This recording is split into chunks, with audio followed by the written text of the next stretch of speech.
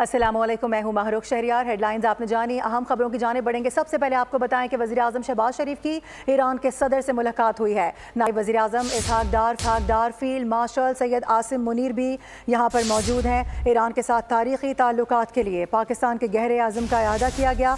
एक बार फिर पाकिस्तान ईरान ताल्लुकात में मुस्बत रफ्तार पर इत्मीनान का इजहार किया गया है।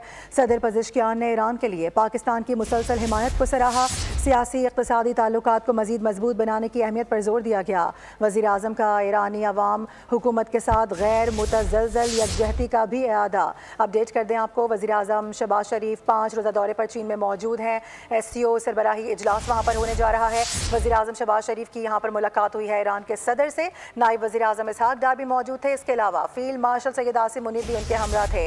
ईरान के साथ तारीखी ताल्लुकात के लिए पाकिस्तान के गहरे आज़म का इआदा किया गया है। इसके अलावा पाकिस्तान ईरान ताल्लुकात में मुस्बत रफ्तार पर इत्मीनान का भी इजहार किया गया। सदर पज़ेश्कियान ने ईरान के लिए पाकिस्तान की मुसलसल हिमायत को सराहा। सियासी इक़्तिसादी ताल्लुकात को मज़ीद मजबूत बनाने की अहमियत पर भी जोर दिया गया है।